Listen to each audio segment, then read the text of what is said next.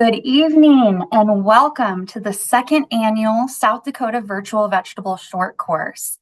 On behalf of the SDSU Horticulture Extension team, welcome. Thank you for attending tonight. We're so glad you're here. I'm part of a dynamic duo that includes myself and Dr. Rhoda Burrows. My name is Christine Lang, and I am the SDSU Extension Consumer Horticulture Specialist based in Brookings, South Dakota, and working statewide. I know that many of you are tuning in from South Dakota. I'm also thrilled to hopefully see some folks from across the Midwest tuning into tonight's presentation. I see we've had the first person share, where they're from. And if you want to change your chat settings to everyone, and if you want to share where you're tuning in from and your farm or your garden or your organizational name, you're welcome to do so. We always enjoy learning who's in the room.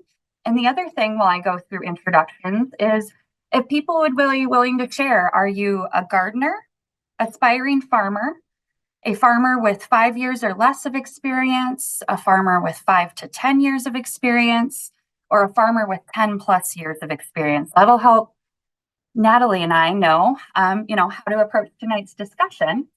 And then, as you may have read, we're going to be chatting about high tunnel tonight. So we'd love to know, do you currently have a high tunnel? Are you considering getting a high tunnel? Or you're just here to learn and you never plan on getting a high tunnel? And we can understand that. It's very windy in South Dakota. So it's my pleasure to facilitate tonight's discussion. And I just want to share with everyone that the goal of the Vegetable Short Course is to empower producers and gardeners to improve and expand their small and medium scale specialty crop farms, or your community gardens, or the spaces that you're working in local foods in South Dakota. And we're going to share trial results from across the Midwest and South Dakota. And we're excited to feature a variety of experienced researchers, some of whom have awesome farm experiences as well as our speakers. And this short course would not be possible if it wasn't for the South Dakota Department of Natural Resources and the USDA Specialty Crop Block Grant Program. So extreme gratitude to them for supporting our work and making this possible. For tonight's presentation, Natalie Hoidal is going to share information with us for about 40 to 45 minutes and share her expertise and experiences. As you think of questions for Natalie, if you can put those in the Q&A box at the bottom of your screen, I'll be moderating those, and we're going to open up Q&A and have a nice long discussion after Natalie's shared her presentation with us. So just know the first half is going to be presentation and details, and the second half of this evening is going to be fireside chat and discussion, or live podcast, if you will. If you run into any technical difficulties, don't be afraid to drop us a message in the chat. We have the wonderful Kara Morse in the background from our EdTech team providing technical support tonight. I'll also invite you to keep an eye on the chat, because throughout tonight's presentation, if there's resource links that we want to share, we'll be putting those in the chat. Of course, it wouldn't be an extension program if we didn't ask you what you thought of our extension program. So know that there will be a post-event survey, and we would certainly love your feedback. So keep an eye on the chat for relevant things that we're sharing out with you, and keep the questions coming for me and Natalie, and put those in the Q&A. So Natalie, it looks like we're having people give us feedback. Again, folks, if you haven't shared, if you're a gardener, aspiring farmer, or if you're a farmer and how many years of experience you have. And then if you have a high tunnel, are considering growing in a high tunnel, or you're just excited to learn about soil tonight and never plan on using a high tunnel. That way Natalie has a chance to look those over. So tonight's session, it features Natalie Hoidal, who is the Local Foods and Vegetable Production Extension Educator at the University of Minnesota. And I can personally attest to the fact that Natalie is a wealth of knowledge and a wonderful public speaker. She works with vegetable crops and local foods throughout the state of Minnesota, and she supports growers with direct technical assistance and spends a lot of time on farms. And she writes weekly vegetable updates throughout the growing season via the U of M Extension Fruit and Vegetable newsletter, which is a fantastic newsletter. I highly recommend that you subscribe to it. And in all of her spare time, Natalie also conducts applied research. And some of her recent projects have included working with peppers and identifying broccoli that's better suited for production in a changing climate. On top of all of this, Natalie is also bilingual and she does a lot of programming and support for Spanish speaking farmers. And finally, last but not least, Natalie's primary focus areas include general vegetable production throughout the growing season, climate resilience, emerging crops, and soil health. So it's my extreme pleasure to welcome Natalie to the stage tonight to share understanding soils on diversified vegetable farms and preventing soil challenges in high tunnels. So Natalie, welcome, and I'll turn the floor over to you. All right. Thanks so much for having me here. It's exciting to see 120 people want to talk about soil health on a Monday night. And it looks like we have a good range of people. We have people who are gardeners who are never going to grow in a high tunnel. We have people who are thinking about high tunnels, farmers who have high tunnels. And we'll be talking about soil health both in the field and in tunnels. So even if you're never going to grow in a high tunnel, hopefully you'll still learn some things tonight. So I'm going to share my screen here. So I'm really excited to be sharing this really brand new research that we have. So what I'm going to be talking about tonight comes mostly from a project that our team of extension educators in Minnesota has been doing over the last year, trying to better understand what's going on in the soils of diversified vegetable farms. We've also kind of, in addition to that, been working a lot with community gardens and really digging into our soil labs records to look at gardens as well. And so I think you'll find a lot of the practices that we talk about in diversified vegetable farming are also applying to like backyard gardeners as well. So I was just going to share a few statistics.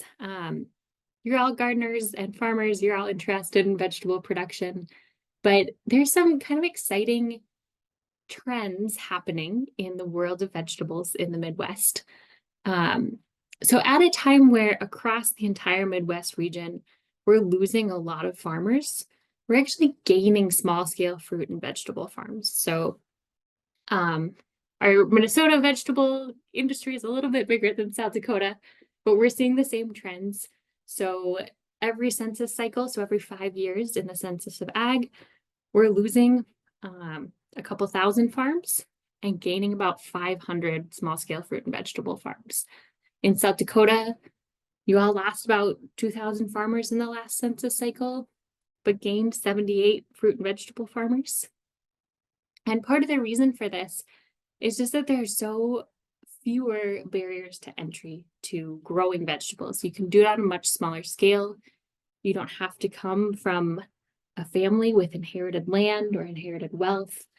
So we see a lot of young people and people who traditionally have been excluded from agriculture participating in this kind of farming. And it's really exciting to be a part of that. I think it also means that we have more educational needs. We don't, the farmers in this industry or this area don't necessarily have the same mentorship opportunities as maybe more conventional farmers. And the other thing that I think is really important is that often our nutrient management recommendations that come from universities are really tailored to much larger scale systems. You get your results in like pounds of specific nutrients per acre, or if you're in a garden, maybe per like square foot amount, but it's still like really tailored to systems where people are using more predictable inputs.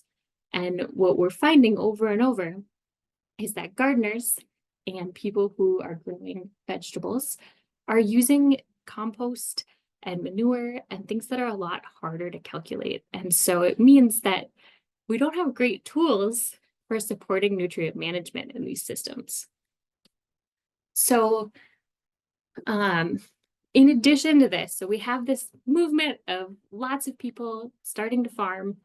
And in addition to just growing vegetables, there's been this like renaissance of high tunnels. So high tunnels have been around for a long, long time in other parts of the world, but we have not really utilized them in the US until very recently. So a high tunnel is just a covered structure, covered with plastic, typically unheated, and it allows us to extend the growing season, it's a space where we can get more yield, we can avoid certain diseases, we can avoid certain climate challenges.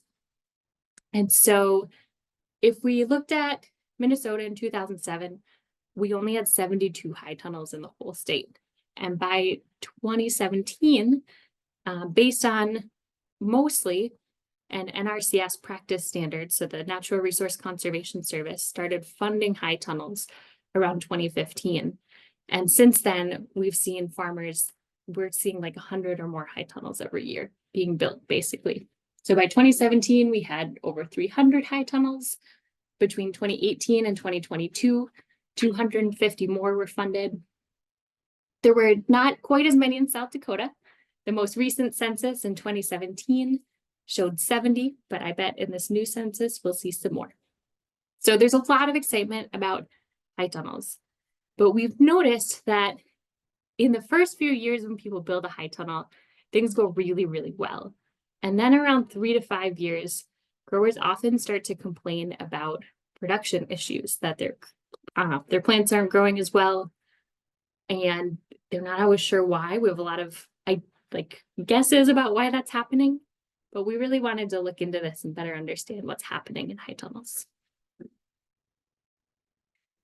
So we put together a project to go and visit 100 farms this spring to get a better baseline of what is happening in the soils of diversified vegetable farms, as well as high tunnels. And we looked at 3 main things. We wanted to just get a better sense of fertility. And in particular, we had some concerns about phosphorus. So phosphorus is one of the nutrients that we're most worried about from an ecology standpoint. I actually came from a water quality background. Before I started working in agriculture, worked for a few years with shallow lakes in Western Minnesota. So I've always been really motivated by how we grow food while protecting our freshwater ecosystems. And so, I was excited to bring these things together, look at how do we make sure we're doing the right thing from a water quality perspective, while still doing good nutrient management for our crops. There's also been just some really exciting advances in soil health tests in the last couple of years. And some of those tests can be really expensive. They can be a little bit experimental. So we wanted to look at some different soil health metrics and see what's actually worth it for farmers to do. And then we wanted to look at high tunnel soils and look at what's happening in them over time. So we put together a big project team. We had 17 local county-based educators from around the state who got trained and then went out and did soil testing on these 100 farms. And then a big team of researchers who helped with the soil analyses. And we looked at 100 farms. You'll notice that none of these farms are very close to South Dakota, unfortunately.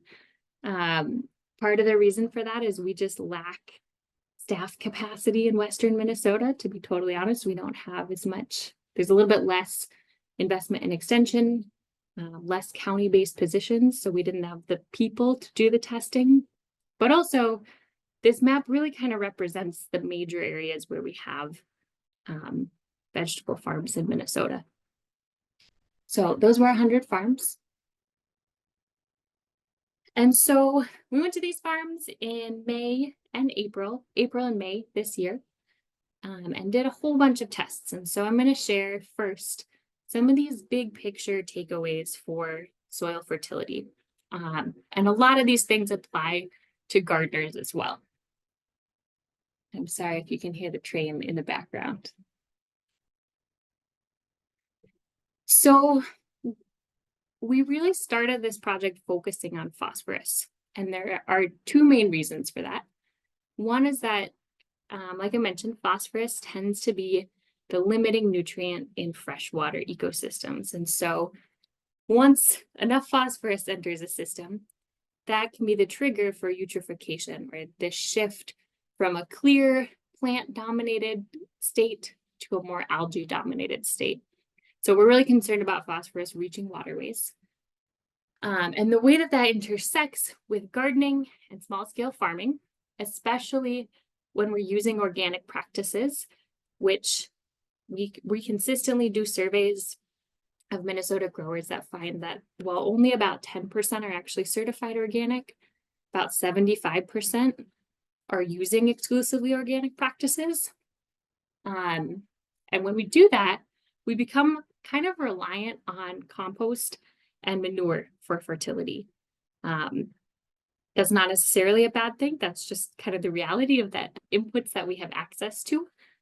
And we found in this project that was the case, that compost and manure was definitely the most frequently used input, along with some kind of supplemental organic products like bone meal, blood meal, feather meal, these kinds of things. And when the thing that's tricky about these products is that they tend to be very high in phosphorus and potassium, which are two of the main macronutrients that plants need, but lower in nitrogen, which is the other main nutrient that plants use in large quantities. And so when we apply enough of these to meet the needs, the nitrogen needs of our plants, we end up over applying phosphorus. So that was like the main motivation to look at phosphorus accumulation. And we found kind of what we expected to find. So we have two ways of looking at phosphorus. If your soil has a pH of 7.4 or less, we use a method called the Bray method. So that's the map or the graph on the left. And when your soil pH is more than 7.4, we use the Olsen test. So I know it's a little confusing that you're looking at two separate graphs, but that's why that's the way it is. And on both of these graphs, I made a red line for the threshold that we consider to be very high, at which point we would say, don't apply any more phosphorus. And with both metrics, the majority of fields and the vast majority of tunnels had a lot more phosphorus than they needed. They crossed that very high threshold, and the average was quite a bit higher than that very high threshold. So a simpler way to look at this is I just graphed this by the high tunnels in the fields that had low, medium, high, and very high phosphorus. And 87% of tunnels and 84% of fields had very high phosphorus levels. And so that kind of begs the question of, does it really matter if we have too much phosphorus in our fields? For the most part, vegetable farms are very small, so they make up a really small footprint on the landscape compared to more conventional farms. Anecdotally, I think, like when I visit farms, I see people using a lot of really great practices for conservation. People that tend to have perennials in the landscape and buffers, trees around waterways. And so people tend to be using practices that kind of mitigate or could mitigate the impacts of having too much phosphorus. But when we look at research papers from around the Midwest, we see over and over that soil phosphorus, so the soil test phosphorus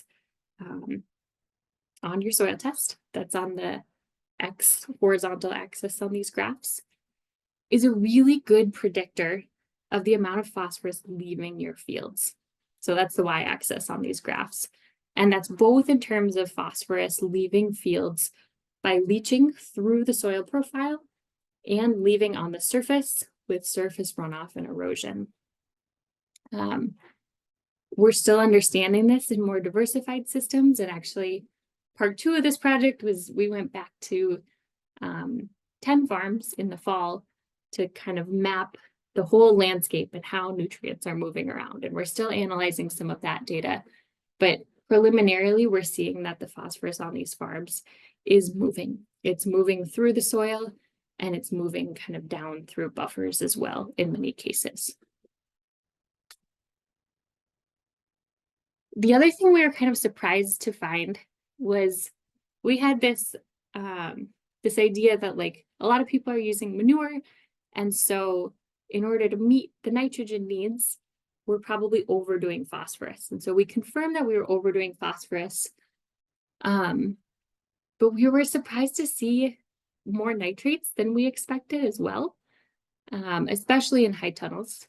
And that kind of confirms this idea that not everywhere, but certainly in many cases, we're probably just applying a little bit too much of everything. And the good news is that's an easy problem to solve. We can just dial it back. That saves us money, that saves us time. But it means that kind of overall, we're probably over applying all of our fertility a little bit. And I will mention that I don't have this data in here, but when we look at our soil lab results from like our soil testing laboratory at the University of Minnesota, we also just in backyard gardens tend to see quite a bit more nutrients than we do in farm fields. And often those nutrients are pretty well above the thresholds that we would consider to be sufficient, where we don't recommend any additional fertility. So a couple of key takeaways from this project are that kind of continuing with this idea that when we're using compost and manure, we end up with an imbalance. We really do need to continue to find ways to provide nitrogen to our plants without providing all of the extra phosphorus and potassium. But in some cases, we're probably also over applying nitrogen. And so while our soil testing processes are not necessarily always well adapted to small farmers and backyard gardeners, they can still be really good tools for helping us kind of stay below those thresholds. So even if you're not going to get a perfect reading of like, I'm going to apply this amount of this product this year, you can still use a soil test to see, I'm getting pretty close to that point where I no longer need to apply. You can get kind of a ratio or a sense of which nutrients are needed in what quantities. And so this is a challenge when we need to apply nitrogen, especially when we're using organic inputs. If you're using conventional inputs like urea or ammonium, it's pretty easy to apply nitrogen. But in a more organic system, it can be hard to get that balance. So one of the things, we have these supplemental products, things like blood meal or feather meal. If you're in a backyard garden, those products are great. You can buy them in really reasonable quantities. On a farm, when we start to pencil out the math of how much blood meal would be needed to meet most people's crop nitrogen needs, it ends up being a lot of blood meal. And if you've ever worked with it, it's sticky, it smells bad, it's kind of tricky to work with. And so one of the conclusions that I have come to through doing this research is that we really need to be using more cover crops. That is like one of the only practical ways that we can supply enough nitrogen to our plants. And certainly using less animal-based compost, so not using as much composted manure, and instead using plant-based compost, yard-based compost, that will help to kind of mitigate the phosphorus problem. But even then, we often need a little bit of nitrogen. And so using cover crops, even in small spaces, is a really good way to provide nitrogen to your garden without getting all of this nutrient accumulation. And in terms of, so we have this kind of challenge where we already have too much phosphorus on the landscape on a lot of farms. And so while we can try to stop adding more, we also have to think about the phosphorus that's already there. And we're kind of still learning how to do that, but preventing the runoff of phosphorus through best practices like using buffers, putting perennials in your landscape, and then using basic soil health principles to keep phosphorus from leaching. So keeping the soil covered, keeping leaving roots in the soil. These are all really important strategies for mitigating a situation where you have too much phosphorus. And if you're a farmer, working with Natural Resource Conservation Service, Soil Water Conservation District can be a really great way to get support in doing some of these practices. So that was kind of just a big picture of like, what were we seeing with nutrient trends? Part 2 is about soil health tests. So as all these new soil health tests come onto the market, which ones are worth pursuing? So the first 2 things that we looked at were cation exchange capacity and something called POX, or active carbon. So cation exchange capacity has been around for a long time. It's on a lot of soil health tests. It's something you can do in most labs. And a lot of people really promote it. I think in extension, we've always taken this kind of really practical approach of saying your cation exchange capacity has to do with how well your soil can bind nutrients. And it's really closely tied to your soil organic matter. It's also going to be influenced by your soil texture. So if you have a heavier clay soil, you have more binding sites for cations than in a sandy soil. But generally, when we plotted the relationship between organic matter on the bottom and cation exchange capacity on the y-axis, we saw a really close relationship. And so my takeaway from this is that if you want to test cation exchange capacity because you're curious, that's great, that's fine. But if you also just want to skip it and test your organic matter, that's probably also fine and will give you really similar information. We also were really excited about, there's some newer ways to look at organic carbon in the soil. So that's like the microbe candy, the carbon that's a lot more accessible to microbes in the soil. And we were really excited about this because we were kind of interested in these questions of like, if you just add a bunch of compost to your soil versus if you build up your soil really slowly over time, just using cover crops or reduced tillage, do we see differences? And this graph is a little misleading because it looks like things really change at about 10% organic matter. But we were finding that we were just running out of reagent. And so this test was actually like not really developed with farms that have a lot of organic matter in mind. So the test itself wasn't designed for farms with more than 10% organic matter.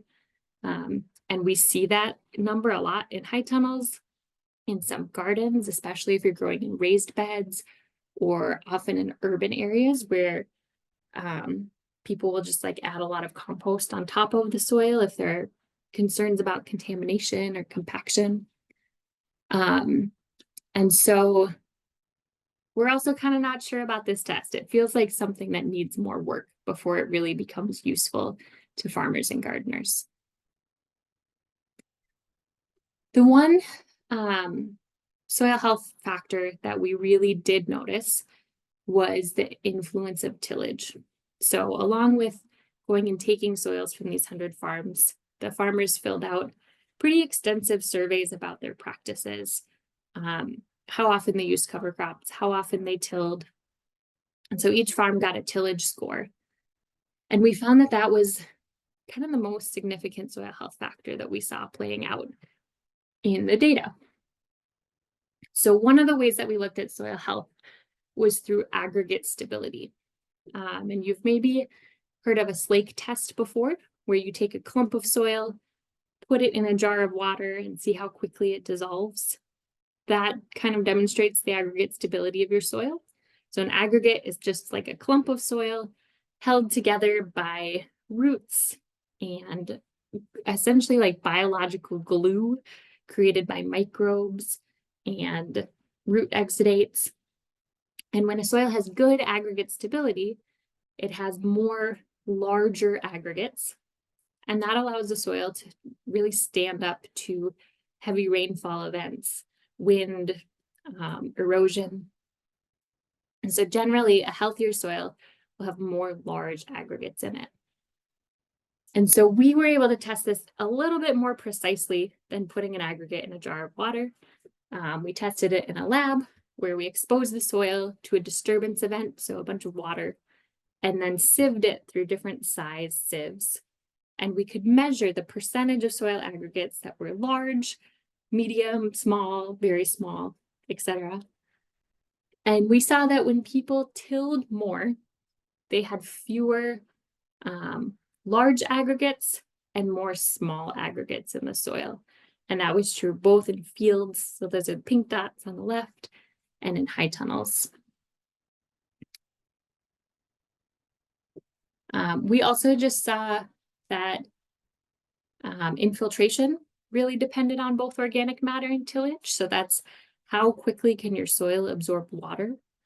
And that's really important as our climate changes and we have more of these really heavy rainfall events where we're getting 2 inches, 3 inches or more of water in a single rainfall event. It's really important that our soil can absorb that water instead of allowing the water to run off on the surface.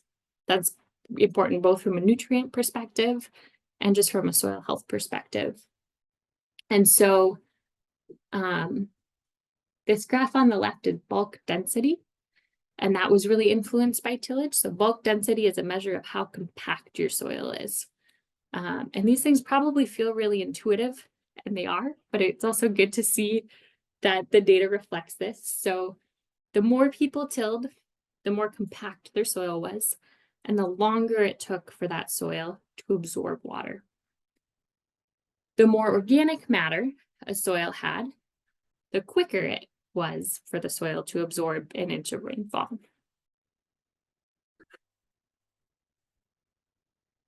The final soil health metric we looked at, which we thought was really, really cool, but ultimately couldn't conclude a whole lot from the data, was we looked at arbuscular mycorrhizal fungi. So these are the fungi that create networks through the soil and allow plants to access nutrients better. You've probably all heard like podcasts or read articles about how trees talk to each other through fungal networks. These are the type of fungi that are involved in that. So we looked at spores of arbuscular mycorrhizal fungi and tried to see, do different soil health practices influence the fungal abundance in the soil? And we found that in fields and tunnels, they were really similar. We expected to see more differences between these different environments. And we also expected to see differences between things like pH, nutrients, tillage, cover crops, and we really didn't. And so unfortunately, this still feels like something that maybe is worth exploring. It's really exciting.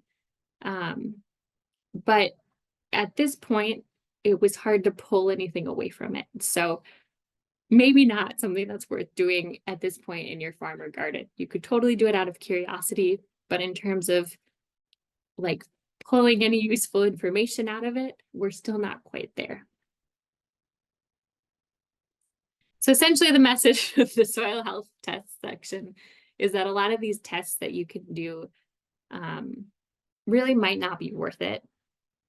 But sticking to the basic soil health practices like reducing tillage, we did see benefits from. So finally, I'm going to wrap up with some of the high tunnel data. Really kind of trying to answer this question of, are high tunnels actually becoming less productive after a few years in production? And what changes are happening that might cause this? And actually, I would love to pause for a second and just hear from you all. If you have any like hypotheses or guesses, like why would a covered environment that is exclusively irrigated with irrigation, not with rain, that's maybe managed a little bit more intensively than the field, what do you think would change in the soil? And then we'll see if our hypotheses match up with your hypotheses.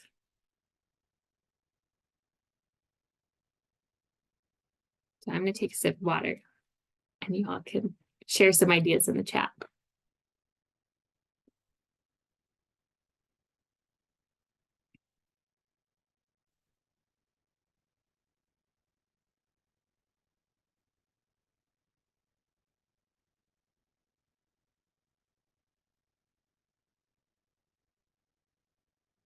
So a couple of people are saying they're seeing salt accumulation, no rain,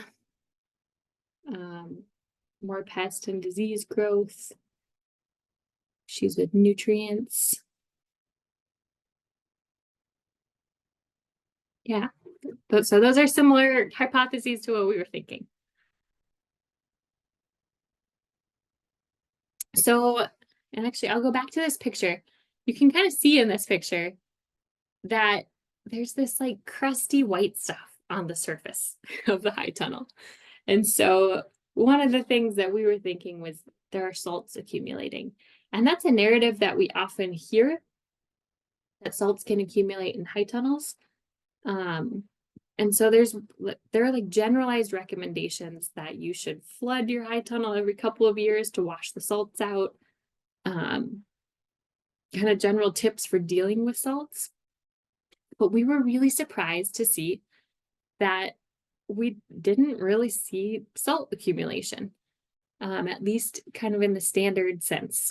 So the way that salts are typically measured in soil testing is a method called electrical conductivity. And we looked in both the field and in high tunnels. And while the salt levels were a little bit higher in high tunnels, they were still well below the threshold where we would expect to see plant damage. 2 of the 100 high tunnels had a little bit. They bumped up from non-saline to very slightly saline. You can see those 2 were quite above the others. And when we looked at this follow-up soil testing that we did in the fall, we also didn't see salt moving down through the soil profile. So it wasn't like it had leached. I've read some other studies where people looked at like the top 5 centimeters versus the top 15. And there does seem to be in other cases a little bit more right on the surface. So it's possible that if we had measured differently, we might have seen some accumulation right on the surface. But in those top 6 inches of soil, generally they were non-saline. So we were really surprised by this. But this is what we found. The caveat here is that soil calcium levels were really high. Calcium doesn't directly factor into an electrical conductivity reading. But there is some research showing that if you end up having too much calcium in your soil, it can start to interfere with uptake of potassium. So they're both positively charged elements. They have a single positive charge. And so they can kind of interfere with each other. Typically, like, we're not worried about that in most Midwest soils. You have to get really high to start to see that. But these levels are really starting to get pretty high. So just for reference, if we look at the U of M soil lab data, the average farm in Minnesota has about 1,400 parts per million calcium. So we naturally have soils that are high in calcium. In South Dakota, you also have a lot of soils that are naturally very high in calcium, just because the bedrock tends to be calcium carbonate in many places. But In gardens, that number bumps up quite a bit. So this is just from like the whole kind of average state soil lab data. In lawns and gardens, we see about 2,000 parts per million, a little bit more. So quite a bit more than in farm fields. And in this study on vegetable farms in the field, our average was over 2,500 and it was close to 4,000 in high tunnels. So there is something going on with calcium, even though it's not really showing up in that salt measurement. Our second hypothesis was that in a high tunnel, you have this really expensive production environment where you really have to maximize your production. And so people are growing multiple crops per year, the yields are higher. And we often hear people say that the soils are depleted of nutrients. But what we saw kind of across the board was that there was more of everything in high tunnels. There was more organic matter. There were a lot more nitrates, more phosphorus, more potassium, more magnesium, more calcium. And so even though generally we're taking a lot more out of the soil, we seem to be putting enough back that it's replacing that and then some. And so it doesn't seem like nutrient depletion is really the cause of problems. That on an individual farm, that could totally still be the case, but kind of across the board, that wasn't the major issue. The third thing we suspected was that the pH can change over time in a high tunnel. So soil pH is really important because we really want to be in that sweet spot of 6 to 7. So soil pH is a measure of acidity, and you want your soil to be the right acidity so that plants can efficiently access nutrients. So even if you have a ton of nutrients in your soil, if your soil pH is too high or too low, you may still have nutrient deficiencies because plants can't access them efficiently. And so we did see that in high tunnels, the pH was quite a bit higher than in fields. So the average field had a pH that was right in that ideal range. The average high tunnel was above that. And when we plotted it over time, so we look at the number of years in vegetable production, we see that out in the open field, the amount of time you've been growing vegetables really doesn't affect the pH, but in that contained environment in the high tunnel, the pH does tend to increase with more time. And so I see Rhoda just wrote in the chat, Douglas, have you tested your irrigation water? That's one of the reasons this is probably happening. So with these 100 farms, every single one of them had water that had a pH that was really too high for growing vegetables, and an alkalinity that has to do with like the buffering capacity and how much acid is needed to bring the pH down. So also a buffering capacity that was really quite high. And something that matters, especially in a high tunnel environment, is not just the pH of your soil, but the pH of your water can also impact nutrient uptake. So we weren't actually able to test anything here because every single person had irrigation water that was not ideal. So we couldn't compare like the farms that had irrigation water that was in the ideal range to those that were outside of it, because everybody was outside of it. But irrigation water is probably contributing to this change in pH. And I'll just say here, the other thing that probably is also contributing to the change in pH is that we're adding a lot of stuff to our high tunnels. So we're seeing pretty high organic matter, really high levels of nitrates, high levels of phosphorus. So we're adding a lot of fertilizer to the soil, whether that's like conventional fertilizer products or composted manure, compost, and those things can change the pH of the soil over time. So it's some combination of irrigation water and just adding a lot of stuff to our soil. And then the final hypothesis was just the water dynamics. So we were doing this testing in April and May. So a lot of people had totally bare high tunnels at this point. There are a lot of people that will grow a winter crop, but they tend to sit bare from, well, either the fall to the spring or from the time you would harvest your winter crops, like winter spinach. So around February, yeah, there's often this period where tunnels are empty. And when we went out, the soils were just so dry. They hadn't been irrigated all winter. And when we did infiltration, so how quickly does the soil absorb an inch of water? We totally expected to see that it would be faster in a tunnel than in the field because the tunnels were covered. The fields were really wet from snow melt. But in some cases, that inch of water infiltrated really, really fast. And so this is one dynamic that it's really hard to measure, but it's, I think, still worth talking about. Something I have been finding in the last couple of years as I've worked more with urban farms and high tunnels is that we've had these situations where people will use a lot of compost. So this is an urban farm where they were worried about contamination, they were worried about compaction, and so they decided to just grow in like many inches of compost above the soil, and everything was dying. And in part, in this case, it was a salt issue, but in part, we just could not get the compost to absorb water. Once it dries out, and you'll find this with potting soil too sometimes, once it dries out, it becomes really hard to re-wet.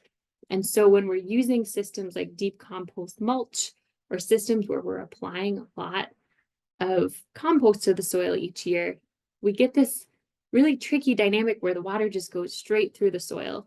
And once that starts to happen, it's hard to get back to this more like kind of normal soil texture dynamic. We didn't see differences in the soil structure that were clearly influenced by this dynamic. So again, this is that arbuscular mycorrhizal fungal spore count that I talked about. These fungal communities, at least the dormant spores, were really similar from the field to the high tunnel. And the aggregate stability was really similar too, really surprisingly similar. So again, this is where we expose the soil to this disturbance event, put it in sieves of different sizes, and we've got fields on the right or on the left, high tunnels on the right. We had kind of the exact same distribution almost, of very large, medium, small, very small aggregates. So I think these water dynamics are really hard to measure, but it was anecdotally something that we were really noticing. The soils in some tunnels just got so dry. So basically, to kind of summarize this question, I think we still have questions about what's going on in the soils of high tunnels, but it seems like salts are maybe less of a significant issue than we thought, although there's this calcium dynamic, and that pH may be a more significant driving factor, as well as water. And I will say we didn't look at diseases here. There are certainly soil-borne diseases that can build up in high tunnel that will cause yield declines as well. And so we're going to do Q&A in just a minute, but I thought I'd wrap up with a couple of slides of just like, what do we do with this information? So I think the first thing is work with your local extension people. If you're a gardener, work with your local master gardeners to develop a nutrient plan that's based on soil testing. I say this fully realizing that if you're using like a mostly organic approach, the results of your soil test are not always as useful as you might like them to be, but they can still be really important for benchmarking. Like, am I going over? Am I adding too much phosphorus? What is kind of the right ratio here of nutrients to add? Consider more cover crops.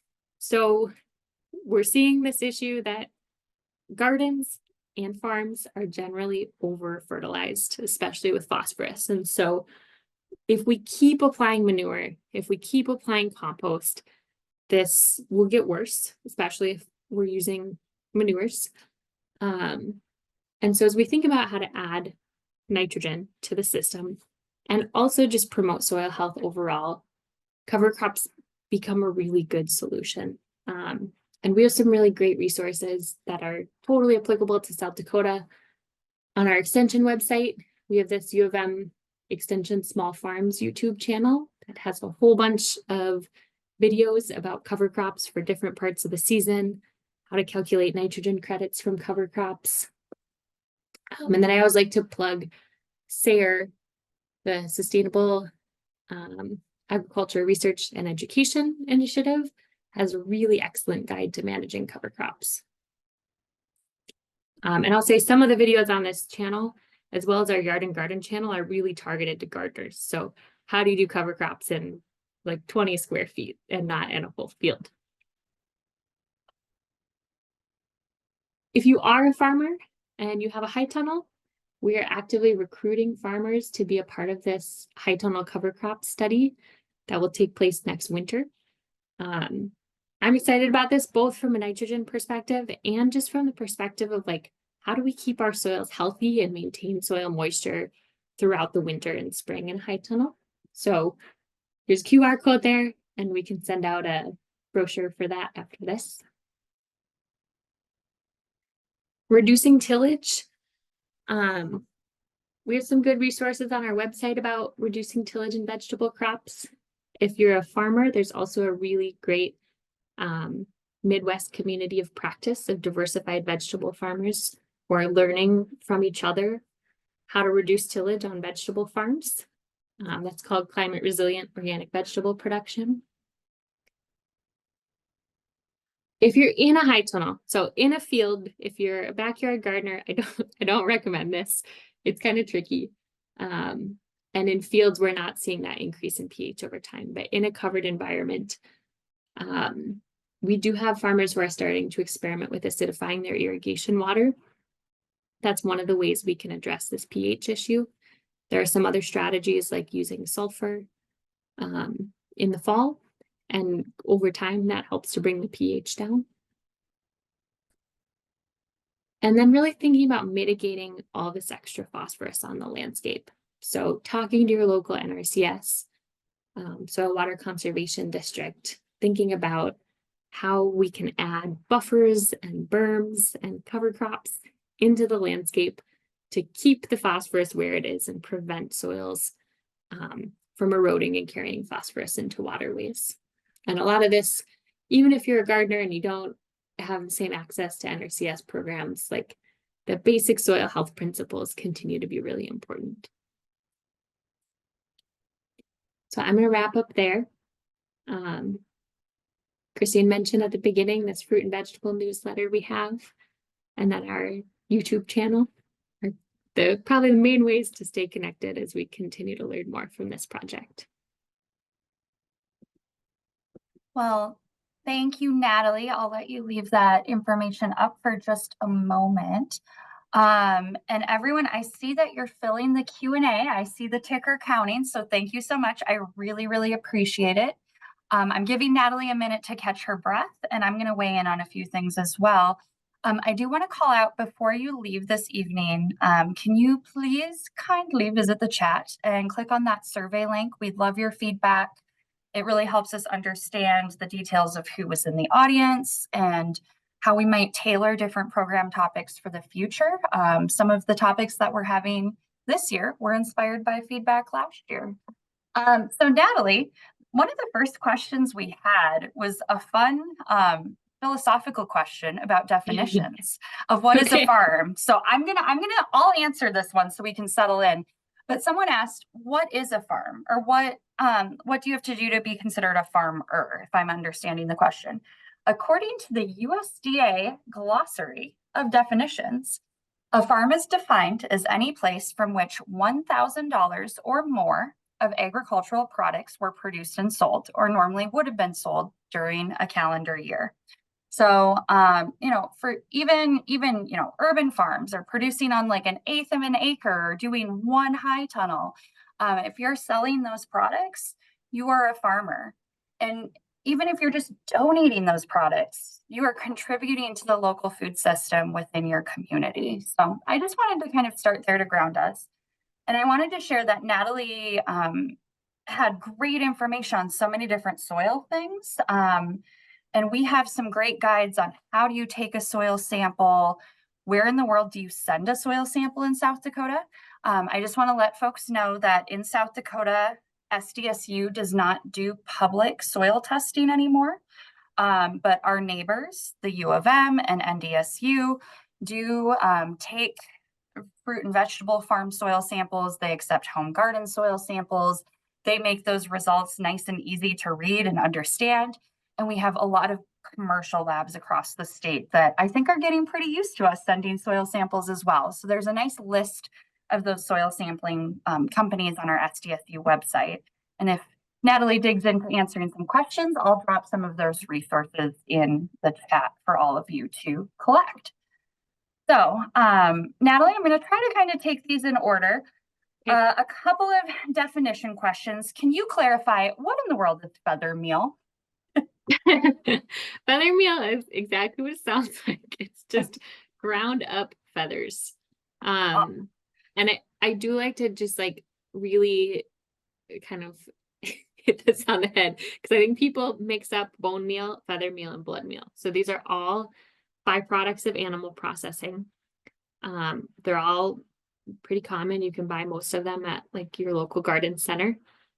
Bone meal is really high in phosphorus and doesn't have a lot of nitrogen. Blood meal and feather meal have nitrogen, but not phosphorus and potassium. So if you're trying to find a supplement to give you some nitrogen, skip the bone meal and stick with the feather meal and the blood meal. Awesome. Thank you. Really appreciate the clarification.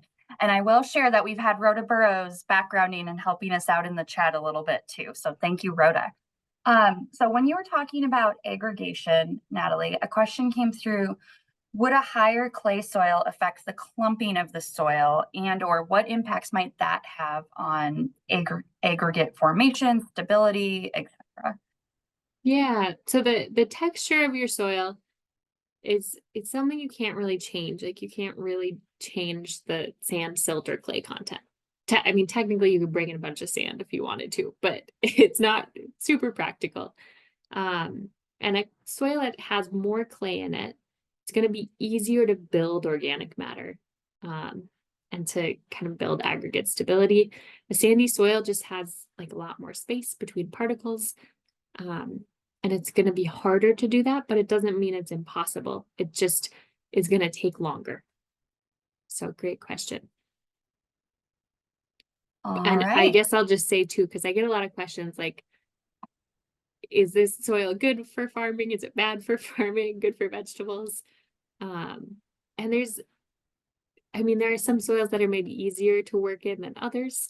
Kind of that middle loamy range is pretty nice, but there are pros and cons to a clay soil as well as a sandy soil. There are certain reasons why it's a lot easier to grow vegetables in a sandier soil.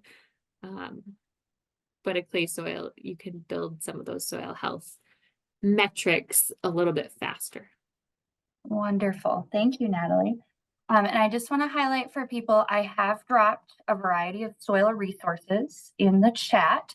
And for anyone who's going to be watching the recording after the fact, if you go to the SDSU Extension website and look for soil fertility, how to collect soil samples, fertilizer recommendations, those keywords will get you our SDSU garden resources and our resources for farmers on how in the world to collect the soil sample and where might I be able to send it.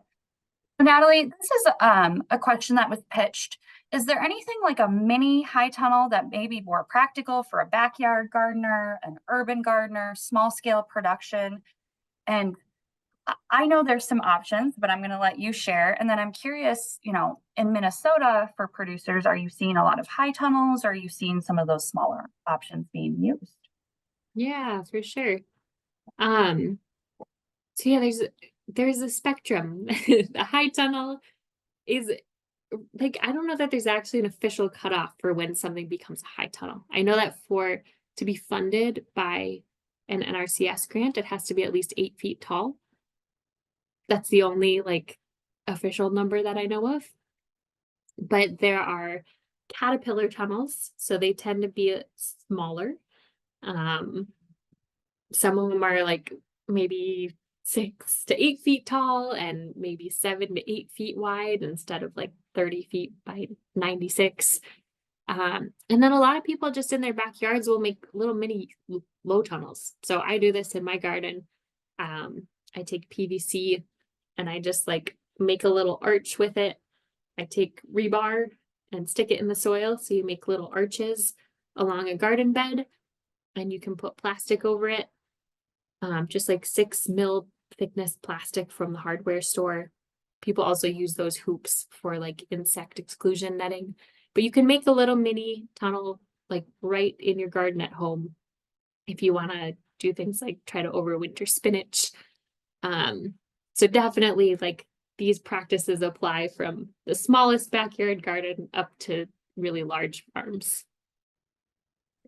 Awesome. Thank you.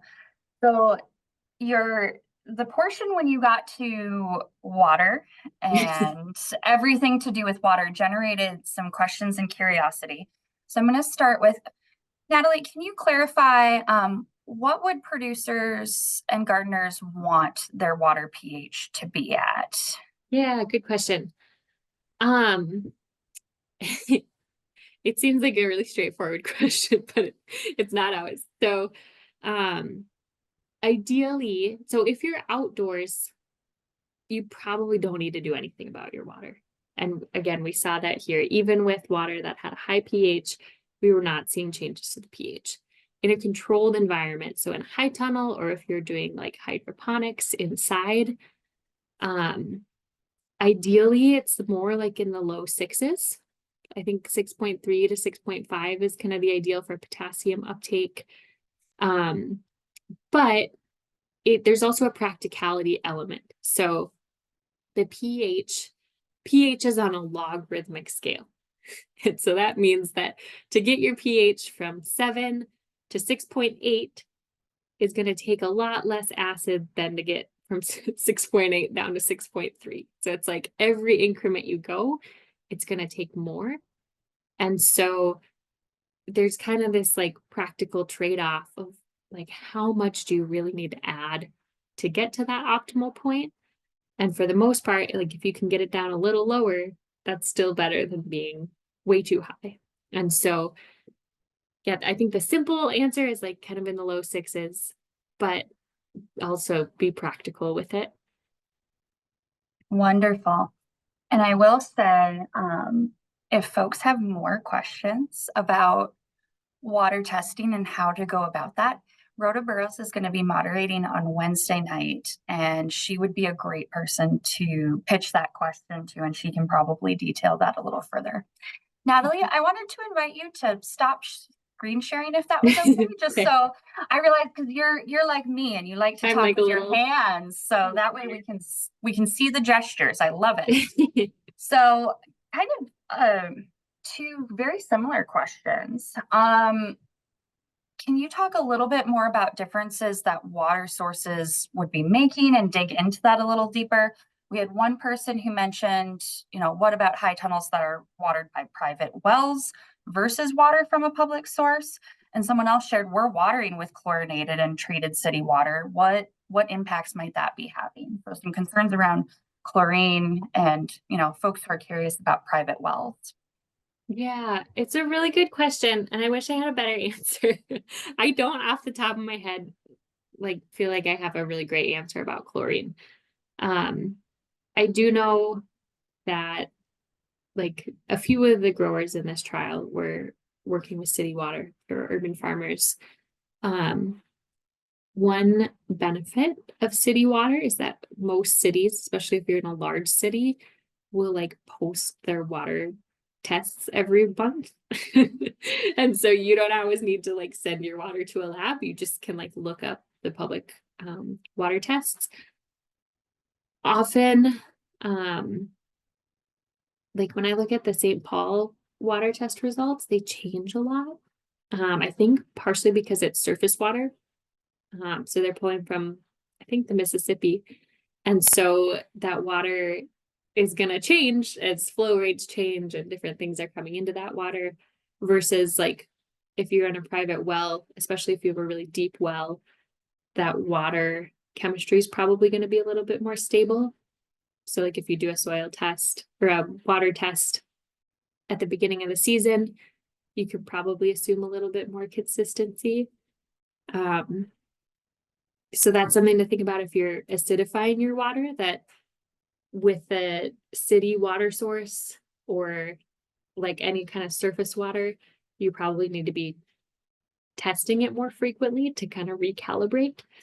Um, there are also, of course, some food safety concerns with surface water and some testing that should be done that I'm not going to go into. But yeah, I wish I had a better answer about chlorine and water treatment. But I think for now, just kind of noting that variability is as much as I feel like I can say. All right. And Natalie, I feel like you've kind of touched on this, but I just want to make sure that I round it out so that the attendees get an answer. Someone was curious about, you know, did any of the producers in your studies, were they already treating their irrigation water? I know you had a couple of examples. So would you be willing to expand on that at all? Yeah, people really weren't at the beginning of this project. And I think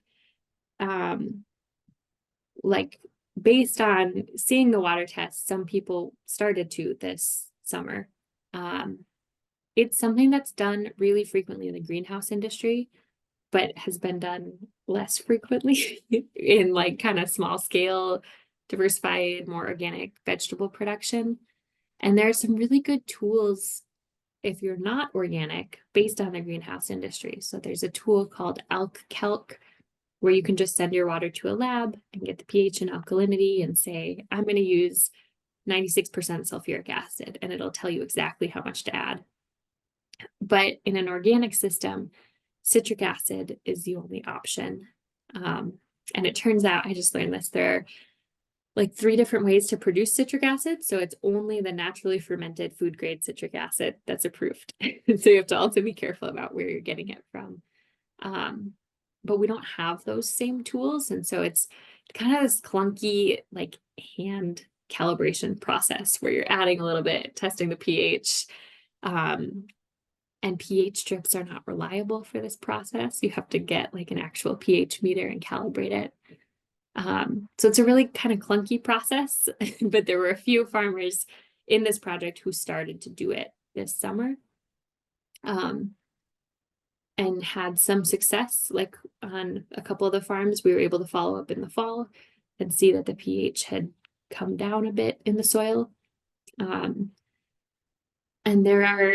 we have some stuff on it about this on our website, but there are different ways to approach it. There's like the highest tech version with dosing equipment, like a dosatron, where you have a machine that's constantly injecting like a measured amount of acid into your water. And then there are much more DIY approaches where you're using like a little easy flow, which is a little kind of bucket that screws into your irrigation that you would use to apply some fertilizer through the drip. So there's a whole spectrum of experiences. And I think we still have a lot to learn. Like we understand the principles, but in terms of like what's actually practical for a small scale farmer, we still have a lot to learn. Mm-hmm. There's a comment in the chat, and I can attest to this one, that one consideration for irrigation water is that wells can have more debris like sand or minerals or other things that need to be filtered out. I know at Iowa State, we needed to be pretty religious about cleaning our drip irrigation filters. And if you're using small scale drip irrigation systems, please, please, please put a filter on it or you're going to clog your lines and hate your life. So Yes. please be using a filtration system. So anything else you'd want to say about that, Natalie?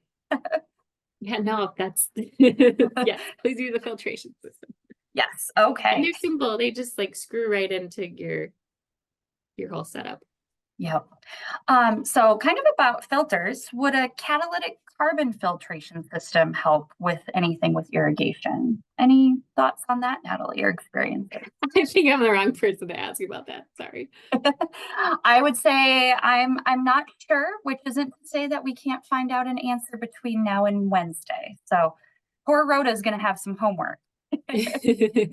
And I just want to share an invite, if there's anything that you're like, oh man, I have this burning question after the webinar and you want to follow up, please never hesitate to contact myself or Rhoda Burrows. We are your horticulture state specialists and we're happy to help you out or pair you with resources.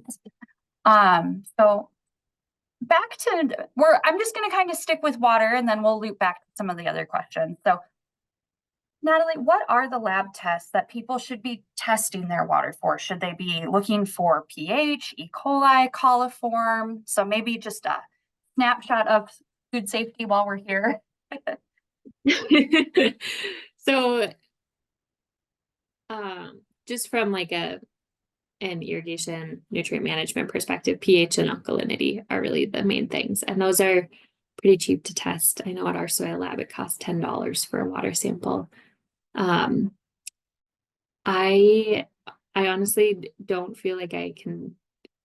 The food safety water testing is very regulatory and I don't have it all in front of me, so I don't want to say the wrong thing. But we have some great resources on our website about water testing, like for general food safety, kind of best practices, good agricultural practices. And then if your farm needs to comply with FSMA, there are other water testing requirements. So I'm going to just direct people to the website and not tell people the wrong information about specific food safety tests they should be doing. All right. And Natalie and I are going to punt that one. We'll ask that Rhoda Burrows do an infomercial on food safety and food safety resources in South Dakota, because Dr. Rhoda Burrows is our food safety specialist for producers in the state of South Dakota and is a wealth of information and has done many wonderful trainings. So Natalie, as we're kind of nearing the end of our time, boy, that went quickly. I'm going to kind of pivot back to some other soil questions. So someone said, my neighbor just offered quantities of chicken poop. Any special prep before incorporating kind of that raw manure product into the soil? Yeah, so I would say before you do anything, take a soil test and make sure that you actually need those nutrients. Again, we found, like in this study and also looking at our soil lab data from the last 30 years, that like the vast majority of gardens have more phosphorus than they need. And so that chicken poop is going to add more phosphorus. So before you apply it, make sure you actually need it. So that's the first thing I'd say. With chicken poop, you also need to be really careful about food safety. So the really basic food safety guidance is the 90-120 rule. Anytime you're applying manure that's not fully composted, and manure is not fully composted if it's sitting in a heap, it needs to go through a really specific process to kill pathogens. Make sure you are applying it 90 days before you harvest anything that's not touching the soil. So like sweet corn, peppers, things that are above ground, and 120 days before you're applying anything or before you're harvesting anything that does touch the soil. So like lettuce, carrots. That's kind of tricky with the growing season if you're applying in the spring. So often people will apply manure in the fall, but that is also kind of tricky from a nutrient loss perspective because you can lose a lot of that nitrogen. So typically my recommendation when you're applying manure is to follow those food safety guidelines. And if you're applying it in the fall, do it with a cover crop so that you have living roots in the soil that are actively using that nitrogen, that are kind of holding it in place so that it doesn't all just leach away. So manure can be really great, but we also need to be really careful with it. Awesome. Excellent advice. I want to call out that Shane Jordan, who is one of our wonderful NRCS employees in the state of South Dakota dropped some clarifications in the chat for attendees. There are some awesome programs that you can sign up for to support your efforts to improve soil health and improve garden practices, regardless of the scale of your farm or your garden. So I know I gave like an official USDA definition, and I just think it's fun that you only need to sell $1,000 to do that. But there are opportunities to enroll in NRCS urban ag and small farm programs, regardless of that sales minimum. So, and if you have additional questions about that, I encourage you to contact the South Dakota NRCS and, maybe even reach out to wonderful folks like Shane Jordan or Rachel Lawton, who is our urban ag conservationist for the state of South Dakota. So, back to some other soil questions, Natalie. In the western part of the state, as you can imagine, picture the Black Hills, we're talking rock and some really crazy soil conditions. So our farmers and gardeners out there are dealing with a lot of rock. Does removing some of that rock reduce potassium? This particular person has very high potassium. Good question. I think it would really depend on like what's in the rock and how fine it is. Like generally plants aren't going to be accessing nutrients from rocks, I guess. And typically when they do a soil test, they'll filter out the rocks. So probably not. There are fewer problems though with like having some excess potassium in your soil. When we have excess phosphorus, we're really concerned from a water quality perspective. If your potassium levels are high, it's not as big of a deal from a water quality perspective. And a lot of our vegetable crops, especially things like tomatoes, especially in a high tunnel, will use a lot of potassium. And so I'd say then the approach is more about like just not adding extra and kind of like using what's there. Mm-hmm.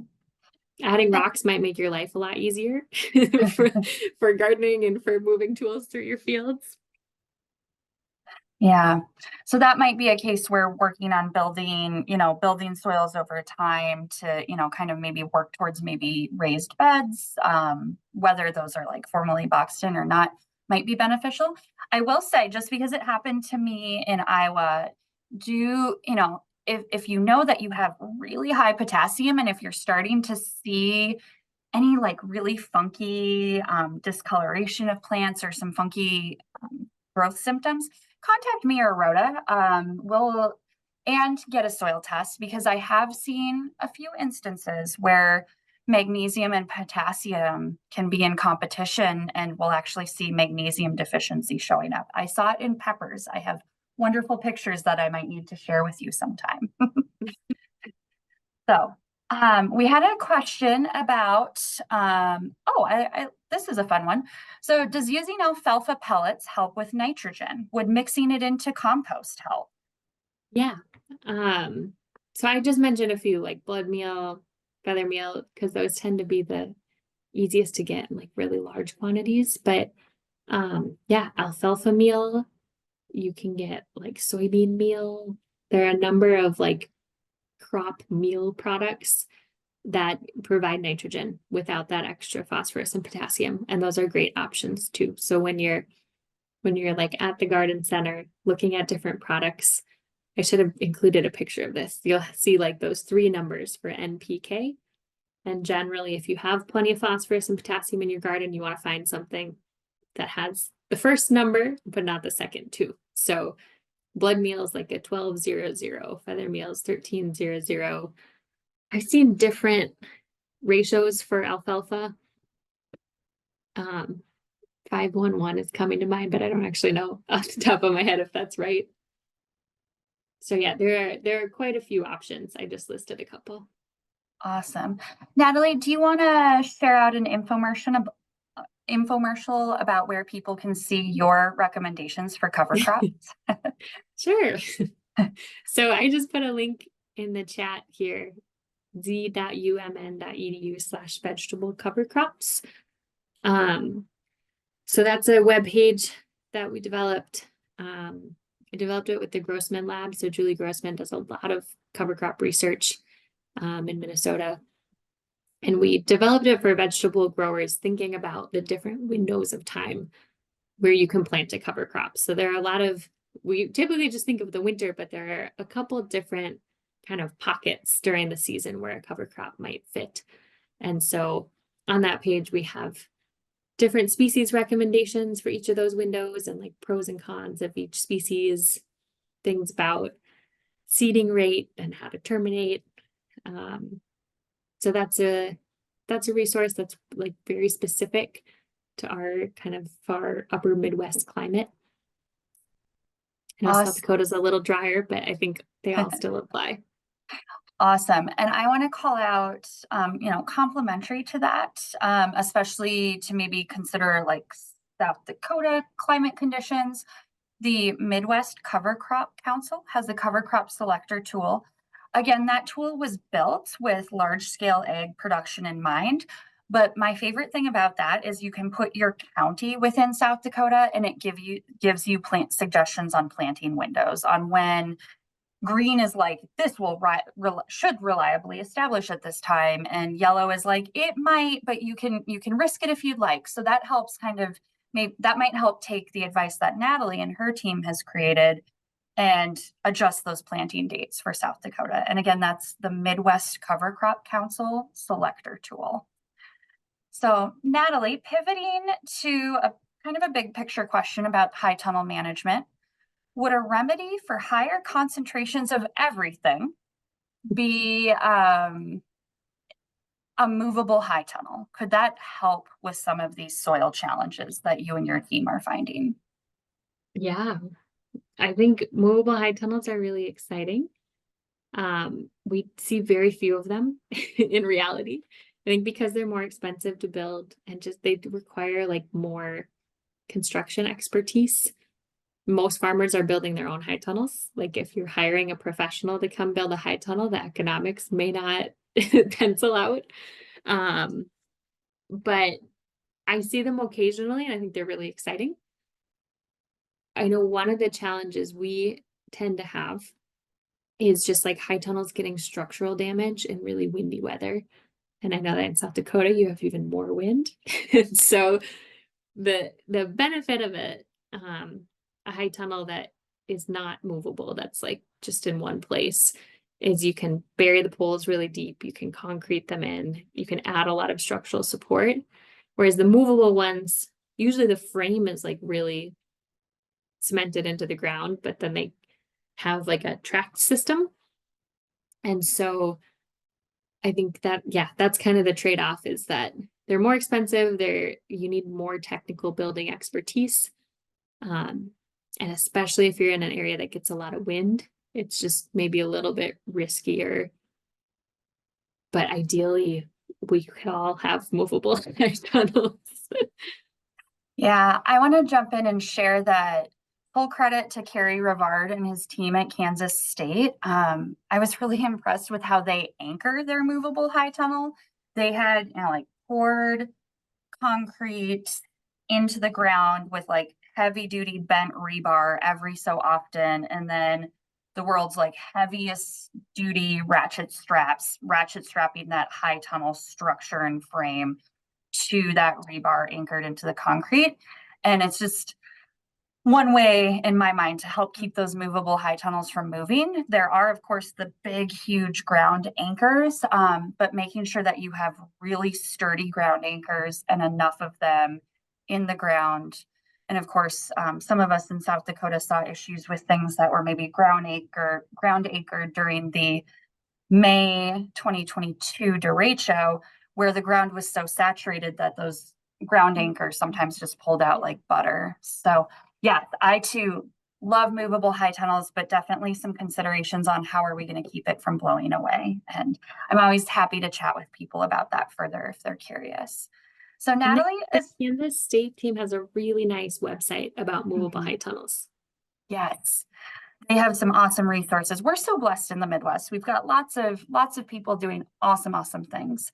So, Natalie, I might make this our second to last question for tonight. Do growers ever replace their high tunnel topsoil, like just scrape it, start over, or go like, this isn't working and I'm going to do something else? Sort of. I've only seen it a couple times. There are a couple situations where I've seen this. So one is when people have used deep compost mulch systems. So where like they're adding 3 or 4 inches of compost every year, um, which is not super common, but it's somewhat common. And it's something that we see a lot of like influencers doing. If you look at the Instagram farmers, a lot of them are using deep compost mulch systems. Um, and those are actually the few situations where I have seen salt levels like really spike. Um, those salts will often flush out pretty quickly, but the water dynamics become really weird in those tunnels. And it's when the water dynamics become really funky and you just like can't get your soil to absorb water, but it's still like wet underneath that people have taken that approach of scraping out some of the compost that they've applied. Um, the other situation, and I guess this isn't quite scraping, but I have seen a couple of tunnels where soil-borne pathogens have built up so much that people have actually switched to growing hydroponically, where they have like bags of core, like coconut core, that they're growing tomatoes out of. But for the most part, I think in this study we saw this, like most high tunnel soils are kind of doing okay. Like they might need some TLC, they might need like some cover crops, they might need kind of different considerations about water dynamics, but I don't think like the vast majority of people are not at a point where they need to be like scraping stuff out. It's more just kind of being aware of nutrient buildup, being aware of your soil pH, maybe taking some measures like adding sulfur or acidifying irrigation water, and like rotating, having a disease management plan. So it's only like the most extreme cases where I think that that is worth considering. For the most part, um, I think you can manage your soil really well in a high tunnel. Awesome. Wonderful, Natalie. Someone had asked, and I think this person is probably not alone, that we have some people who are looking to get more heavily involved in vegetable production, maybe start their farm journey. So I think this is a perfect question to wrap up is what, maybe 2 to 3 key pieces of advice would you give to people who are getting started in vegetable production based on your experiences or what you've learned as your time as an extension professional? It's a good question. Um, I realize that's a big question, so we're going to need another hour. the main thing that comes to mind is just like finding a community. I think one of the things that I love most about working with vegetable farmers is that people really want to support each other and learn from each other. And there are really good opportunities to do that. Um, and Christine, maybe you can speak to this. I don't know all of the grower organizations, but like finding your local chapter of like your PFI equivalent or your Mhm. sustainable farming equivalent, and like finding mentors is so important because there's so much technical stuff you can learn and like come to webinars and do all the classes, but just like having people you trust who you can kind of like gut check things with, like, are you seeing this? Like, am I alone in this? um I think one of the things that stood out to me the first year that I was in this position, I traveled to like 80 farms and I asked farmers what they needed. And so many people told me that they just like feel isolated and they really need community and people to bounce ideas off of. And so, yeah, that's not a very like extension-y response, but that's my gut response, is just to find that community of people. Well, Natalie, I think that's An excellent wrap up. And I want to highlight that SDSU Extension, myself and Rhoda and our colleagues, we're working on trying to create more virtual spaces such as this for people to gather and ask questions, but also create more in-person spaces. Of course, right now isn't a great time to go out and tour someone's field or check out what they're doing in their high tunnel. But I can promise you that we're going to have more high tunnel workshops and programming. We're going to have more on-farm field days, and we'll have our annual specialty crop field day next September. So if there are opportunities for you to join us in person at an event, we'd always love to have you. I know our master gardener clubs across the state are gearing up for their spring event paloozas as well. So great places to watch for more of that information is to subscribe to the SDSU Extension Garden and Yard newsletter. If you follow the SDSU Extension Master Gardener page, they put out their public events so that you can engage in those spaces and we can help you build those communities. And I will share one of the organizations working in South Dakota that has an event coming up is the South Dakota Specialty Producers Association. And they're going to be holding a conference in Chamberlain on February 8th and 9th. And I'll be there. Rhoda will be there in the entire time. I'll be there on Thursday. So that would be another space that if you're curious about learning more and getting involved in this space and want to meet with NRCS professionals and all sorts of people who are excited about the same things as you are in South Dakota, we'd love to see you there. And with that, we are at time for the evening. Natalie, thank you so much for sharing your expertise.